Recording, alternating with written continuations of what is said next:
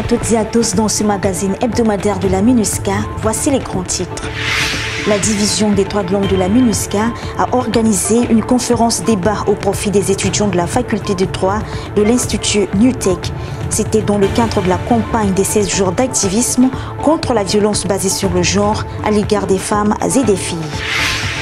Le ministère de la promotion du genre, de la protection de la femme, de la famille et de l'enfant, avec le soutien de la division de la communication stratégique et de l'information publique de la MINUSCA, a échangé avec les leaders communautaires, toujours dans le cadre de la campagne des 16 jours d'activisme contre la violence basée sur le genre à l'égard des femmes et des filles. Et enfin, le plan 4 de coopération des Nations Unies pour le développement durable en République centrafricaine pour la période 2023-2027 a été signé en présence des représentants des partenaires techniques et financiers du pays. Les étudiants de première, deuxième et troisième année de licence en droit public et privé ont participé à une journée de sensibilisation sur le thème « Comprendre les violences sexuelles basées sur le genre et le crime de viol ». Cette activité a été organisée par la division des droits de l'homme de la MINUSCA. Cet entretien s'inscrit dans le cadre de la campagne des 16 jours d'activisme contre la violence basée sur le genre à l'égard des femmes et filles. Ceci permet aux jeunes filles de comprendre les différents mécanismes et formes de violence. Serge Koswaté et Merveille Nuelamada étaient sur le terrain. La division des droits de l'homme de la MINUSCA a organisé le 8 décembre 2022 à l'intention des étudiants en licence en droit public et privé de l'université NUTEC Institut une journée de sensibilisation sur le thème « Comprendre les violences sexuelles et basées sur le genre et le crime de viol ». C'était dans le cadre des 16 jours d'activisme contre les violences basées sur le genre à l'égard des femmes et des filles. C'est bien en tout cas de pouvoir combattre la violence parce que par rapport à la société, nous devons vivre dans la quiétude. Malheureusement, il y a des gens qui préfèrent en tout cas être violents à l'égard des autres. Et c'est pour cela qu'il est important maintenant d'informer les étudiants et que désormais, lorsqu'ils sont grands ou bien lorsqu'ils vont avoir l'âge de la majorité, ils vont en tout cas en parler à qui de droit. Cette sensibilisation a pour objectif d'informer, d'éduquer les jeunes sur les concepts de violence, viol et genre, ainsi que sur les mécanismes de signalisation, de prise en charge et de répression. Ce sont des trucs perpétrés par des gens qui ne sont pas formés, des gens qui se trouvent dans la désinformation. C'est pourquoi ce genre de conférence, moi je vois beaucoup plus, c'est une manière de pouvoir pousser les gens à être informés des effets ou bien encore les causes et les conséquences de ces actes. Si jamais ils sont perpétrés sur une personne, cela engendrera beaucoup plus la stigmatisation de la personne et c'est un peu l'enjeu. Différentes formes de violence ont été énumérées, à savoir la violence psychologique, verbale, économique, physique, sexuelle. Leurs conséquences sur les victimes ont aussi été abordées, ainsi que les risques pour les auteurs. Échangeant avec les étudiants sur cette question de violence basée sur le genre, nous espérons d'abord, du côté de ces étudiants, une bonne maîtrise de cette notion et également la prise en compte par ces derniers du phénomène de violence basée sur le genre qui aujourd'hui a un rayonnement aussi bien national, même international, pour que de par leur comportement, ils puissent également être ceux-là qui vont également porter le message en ce qui concerne les violences basées sur les genres dans leurs milieux respectifs. Dans les violences, il s'agit de rapports de domination et de prise de pouvoir de l'auteur par ses propos et comportements. Le rejet, l'humiliation, l'intimidation, l'isolement, les insultes et le harcèlement scolaire sont des formes de violence psychologique. Elle va m'aider à pouvoir comprendre et à mieux voir les choses dans la société, quoi. À mieux voir, à mieux comprendre et faire une distinction entre l'homme et la femme. Pour réduire et éradiquer ce fléau qui continue de bouleverser la société, la MINUSCA a réitéré son engagement à soutenir le gouvernement dans la lutte contre les violences sexuelles basées sur le genre afin de protéger les femmes et filles qui sont les plus grandes victimes de ce phénomène. C'est autour du thème « Tous unis », l'activisme pour l'élimination de la violence à l'égard des femmes et des filles que des leaders communautaires ont été sensibilisés dans le cadre de la campagne des 16 jours d'activisme. Organisée par le ministère de la Promotion du genre, de la protection de la femme, de la famille et de l'enfant, avec la collaboration de la division de la communication stratégique et de l'information publique de la MINUSCA, cette campagne vise à informer et à mobiliser les populations contre les violences basées sur le genre. Nos reporters Geoffra Bata et Merveille Noula Mada nous en disent plus. Le ministère de la Promotion du genre, de la protection de la femme, de la famille et de l'enfant a organisé le 13 décembre 2022, avec le soutien de la MINUSCA à travers sa division de la communication stratégique et de l'information publique, une campagne de 16 jours d'activisme contre la violence basée sur le genre à l'égard des femmes et des filles. Le thème retenu pour cette année est « Tous unis ». L'activisme pour l'élimination de la violence à l'égard des femmes et des filles. À cette occasion, des leaders communautaires ont échangé sur les différentes stratégies politiques mises en œuvre par le gouvernement centrafricain avec l'appui de la MINUSCA afin de protéger les femmes et les filles victimes des violences basées sur le genre. Sur le plan institutionnel, mis en place au niveau gouvernemental, des structures qui prennent en charge ces femmes survivantes de violences basées sur le genre, notamment la Maison de l'Espoir de Benzvi qui est là, et il y a également les 2 centres d'autonomisation socio-économique des femmes et des filles qui se trouvent dans la concession de la mairie du 7e arrondissement et également à Bimbo, dans la concession du ministère de la Promotion du genre. Cette campagne vise essentiellement à faire un plaidoyer pour un changement de comportement en invitant chacun à s'engager dans l'activisme pour mettre fin aux violences basées sur le genre. Pour Euphrasine Annette Aniel Yandoka, présidente nationale de l'Association nationale d'appui aux femmes, jeunes filles, mères libres, victimes et aux orphelins victimes de violences sexuelles en situation de détresse, cette session d'échange est la bienvenue. Elle lance un appel pour le soutien des partenaires internationaux. Quant à moi, je suis vraiment satisfait et je remercie MINUSCA de continuer aussi de nous former sur ça aussi et surtout sur les droits des femmes. Parce que nous, les survivants, c'est ce qui nous manque aussi, c'est les droits des femmes. On doit connaître ça pour aller sur le terrain, travailler avec les autres. La résolution 26/05 adoptée en novembre 2021 par le Conseil de sécurité de l'ONU demande à la MINUSCA de renforcer ses activités de prévention de la violence sexuelle et fondée sur le genre, de lutter contre celle-ci. Laure Estella Omissé, chargée de communication de la division de la communication stratégique de l'information publique de la MINUSCA, explique l'importance de la tenue de cette campagne. Ayant été victimes, elles ont des capacités, elles ont de la matière pour pouvoir mieux combattre ces victimes, lutter contre l'impunité à travers les dénonciations. À cause de l'impunité, elles ont la capacité de briser le silence, puisque ayant déjà été victimes, elles ont la capacité d'écoute envers celles qui sont victimes. Bertin Mbouto, membre du collectif national des associations des victimes de Centrafrique, un des participants à cette causerie débat, explique comment pérenniser les acquis de cette campagne de sensibilisation. Que je vais peut-être que débousser ce chemin, c'est peut-être que réunir maintenant les victimes, leur parler, les conscientiser et leur expliquer et de surmonter vraiment ce gap-là pour ne pas qu'ils sont encore dans la situation actuelle. Non, il faut peut-être avoir un regard vers l'avant et surmonter vraiment cette situation. Une cinquantaine des leaders des associations des personnes survivantes de violences sexuelles basées sur le genre ont participé à cette campagne.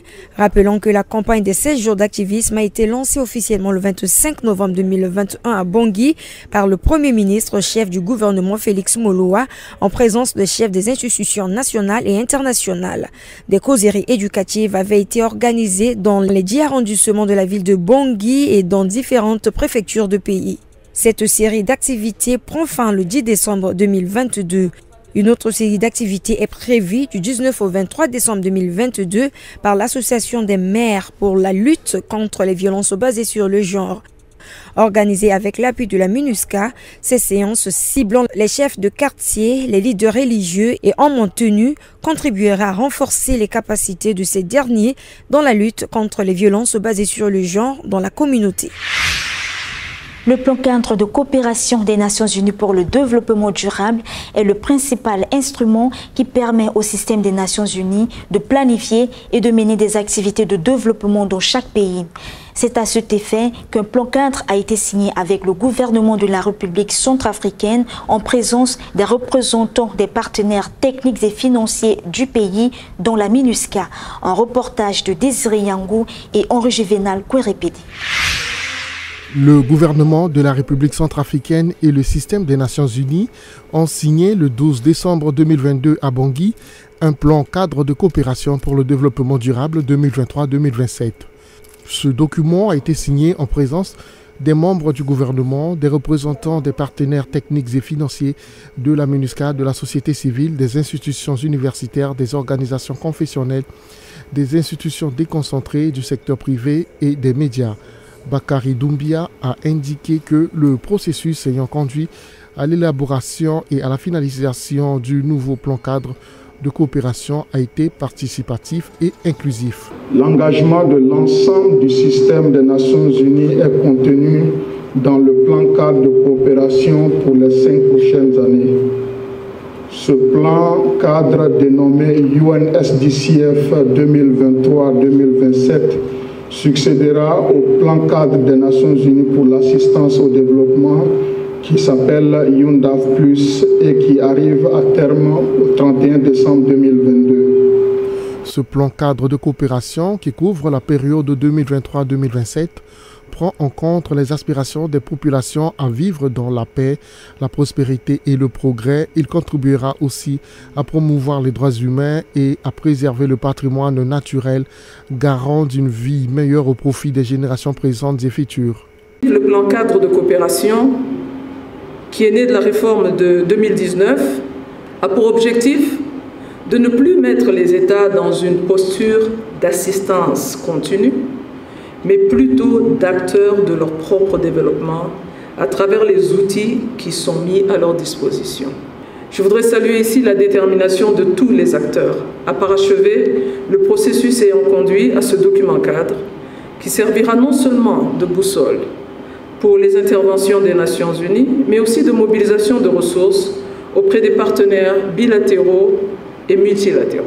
Le Premier ministre chef du gouvernement, Félix Moloua, est revenu sur le partenariat agissant entre le système des Nations Unies et l'État centrafricain, a plaidé pour un accompagnement accru au profit des populations. La signature du plan cadre de coopération des Nations Unies pour le développement durable 2023-2027 constitue une étape charnière dans l'évolution des instruments de coopération et de planification des actions structurantes pour le développement de la République centrafricaine. En signant ce document, les parties prenantes ont approuvé le plan cadre comme base de coopération et s'engagent ainsi à sa mise en œuvre pour l'atteinte des résultats escomptés. Le plan cadre de coopération des Nations Unies pour le développement durable 2023-2027 est le principal instrument du système des Nations Unies pour planifier et mener des activités de développement afin de soutenir la mise en œuvre des objectifs de développement durable à l'horizon 2030 en République centrafricaine. Nous suivons tout à l'heure une table ronde de radio Guira FM sur le thème Tous unis, l'activisme pour l'élimination de la violence à l'égard des femmes et des filles. Elle est animée par Bernard Guioua dans le cadre de la campagne des 16 jours d'activisme contre la violence basée sur le genre à l'égard des femmes et des filles. Restez avec nous.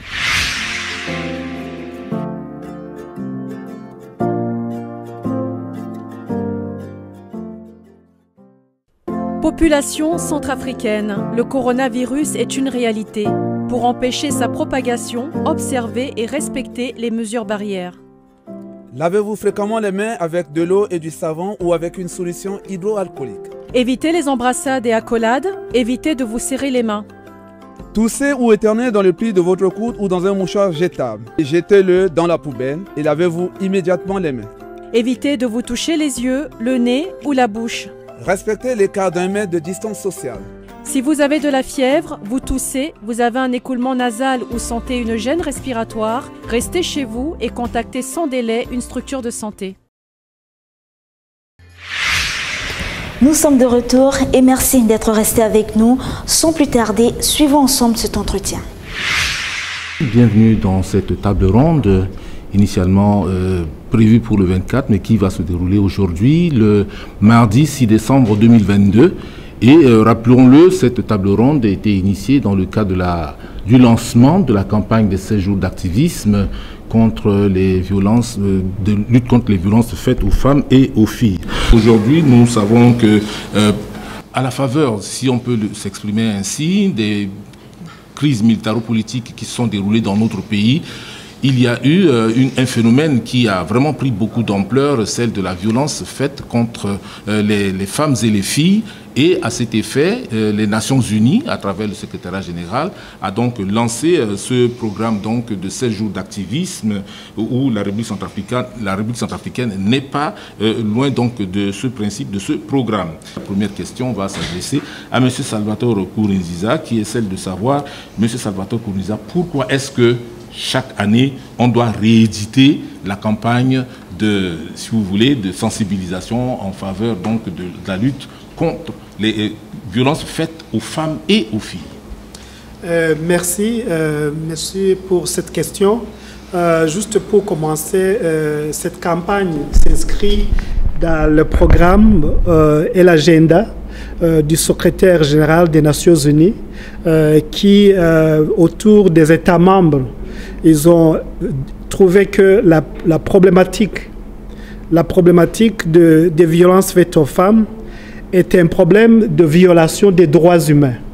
Et ils ont lancé en 2011 cette campagne unie tous pour lutter contre les violences faites à l'égard des femmes et des filles, pour interpeller d'abord les États membres, mais aussi la communauté entière, les femmes, les filles, les hommes, les garçons, les organisations de la société civile, le secteur privé, pour que nous tous, nous nous engageons contre ce phénomène qui est très récurrent, parce que non seulement c'est une violation des droits humains, mais aussi c'est un problème d'équité. Ça touche plus spécialement les femmes que les hommes. Donc c'est dans ce cadre-là que cette campagne Unis tous contre ces violences a été lancée pour nous interpeller tous à lutter contre ce phénomène qui est mondial. Voilà, merci M. Salvatore Nkurunziza. Nous nous tournons maintenant vers Madame la ministre qui représente ici le gouvernement. La question c'est de savoir, Madame la ministre, nous savons que depuis que les crises ont éclaté dans notre pays, les femmes sont quelque peu pris pour cible sous plusieurs formes. Dites-nous aujourd'hui quelle est l'ampleur du phénomène de violence faite contre les femmes et les filles dans notre pays. Je vous remercie. Je voudrais d'emblée vous dire que les conflits n'ont pas été seulement à l'origine des violences faites aux femmes et aux filles, parce que les violences relèvent des traditions, des pratiques. Et c'est lors de la conférence mondiale sur les femmes qui s'est tenue à Beijing en 1995 que la violence à l'égard des femmes a été relevée comme l'un des obstacles à la promotion de la femme. Donc c'est à partir de cette date que la violence a été considérée comme une pratique nuisible. Et les conflits que le pays a connus n'ont fait qu'exacerber les violences à travers les viols, les violences sexuelles et autres. Et l'ampleur du phénomène est très grave parce que nous avons connu plusieurs conflits. Nous avons connu les conflits de 2002 à 2003 à travers les actes de Banyamulenge. Ensuite, il y a eu les Seleka, les Antibalaka en 2013-2014. Donc, je ne pourrais pas donner les chiffres ici, mais en tout cas, les données qui nous viennent des Nations Unies nous font comprendre que l'ampleur du phénomène est très grave. Et il y a des sources de données aussi qui ne sont pas connues. Donc, ce que nous faisons, c'est qu'avec le système des Nations Unies et tous les autres acteurs, nous essayons de voir, de mesurer l'ampleur du phénomène et voir dans quelle mesure on peut mener des actions pour réduire ces sortes de violences qui freinent l'épanouissement de la femme et des jeunes filles. Certainement, Madame la Ministre, nous allons revenir pour parler peut-être sous d'autres angles et certainement quels sont les secteurs qui sont les plus touchés. Est-ce que c'est les filles, est-ce que c'est les femmes, quelles sont les formes de ces violences? Mais je voudrais me tourner donc du côté de l'ambassadeur, de monsieur l'ambassadeur donc de l'Union européenne et pour poser la question de savoir, vous faites partie aussi des réalités que nous vivons donc en Centrafrique. Au jour d'aujourd'hui, quelle est votre perception de ce phénomène dont nous parlons aujourd'hui, qui est celui donc des violences faites aux femmes et aux filles dans notre pays, et qu'est-ce que cela peut avoir comme impact, si vous voulez, dans le contexte général donc, de notre pays, du développement et du bien-être dans notre pays. Merci beaucoup, Bernard. En effet, je pense que je suis touché par trois choses en particulier. Mais tout d'abord, je voulais insister sur le fait qu'il faut approcher ce sujet avec humilité. Je suis ambassadeur, mais je suis également aussi, évidemment, un homme. Et l'implication des hommes, et je vais revenir sur cela, dans cette question est extrêmement importante. Tout d'abord, le fait que, évidemment, on parle ici de la République centrafricaine, mais on parle aussi d'une tragédie mondiale. C'est vraiment une tragédie de portée mondiale, y compris dans nos sociétés, dans ma société d'origine, dans mes pays d'origine aussi. Les chiffres sont étonnants. On a, je pense, plus de 700 millions de femmes qui ont subi à moins une fois des violences physiques ou sexuelles. On a en 2020 plus de 80 000 femmes qui ont été tuées. J'imagine que parmi vos auditeurs et auditrices, on a plusieurs qui vont regarder le grand final de la Coupe du Monde avec un stade qui a une capacité de 80 000 personnes. Ça, c'est le même chiffre que les femmes tuées en 2020. C'est choquant. Le deuxième élément, c'est le fait que c'est un problème qui a plusieurs dimensions. Ce n'est pas tout simplement une question de violence, mais c'est une question également de déni de ressources et c'est une question avec des éléments sociaux et économiques aussi. Troisième, il n'y a pas de solution à ce problème sans l'implication des hommes.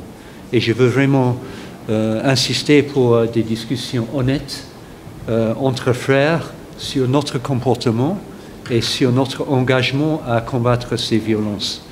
Et enfin, évidemment, je veux souligner le fait que les impacts de ces violences ne sont pas non seulement physiques. Nous savons tous, nous serons tous reconnaissants du travail fait par exemple par le Dr Mukwege en RDC, mais il ne faut pas oublier qu'il y a des impacts psychologiques, des traumas aussi, que nous avons besoin de traiter seulement, souvent pour toute la vie d'une femme victime de violences sexuelles. Donc, avec cela, je vais clôturer en disant tout simplement qu'il faut non seulement un engagement professionnel, y compris de l'Union européenne, évidemment, pour qui je parle ici, mais personnel aussi. Merci. Nous allons certainement revenir sur l'engagement des uns et des autres, justement, dans la lutte contre ce phénomène. Et nous avons sur cette table Max Francisco, qui est le directeur général d'Orange Centrafrique. Le secteur privé s'invite aussi dans cette lutte contre les violences faites aux femmes et aux filles, n'est-ce pas, Max Francisco?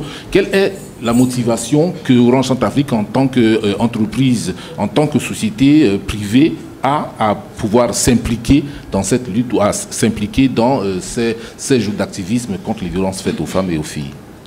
Merci Bernard pour cette question. Sachez que pour nous, il est important pour nous de montrer en tant qu'entreprise citoyenne notre volonté de vivre dans une société équilibrée et dans une société de justice.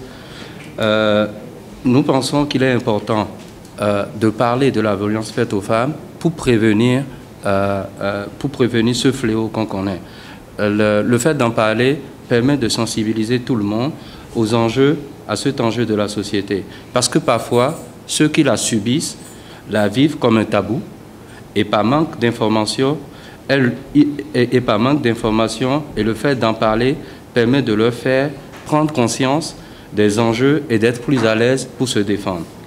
En parler également permet à chacun de nous, à la fois hommes comme femmes, de prendre conscience des normes de la société dans laquelle nous vivons et de lutter contre ce fléau qui freine réellement le développement des femmes.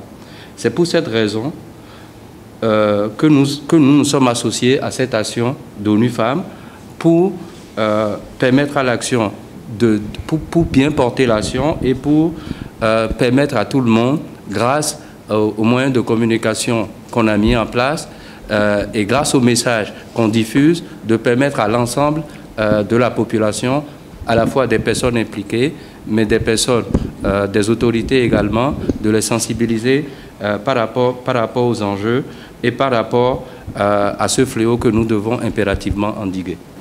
Voilà, auditrices et auditeurs, vous venez également de suivre cette émission, cette table ronde que nous avons consacrée aujourd'hui à la célébration ou encore aux activités de 16 jours d'activisme pour lutter contre les violences faites aux femmes et aux filles. Ainsi prend fin le magazine hebdomadaire de la MINUSCA. Je suis Inès Laure Ngopo. Prenez soin de vous et au plaisir de vous retrouver très bientôt.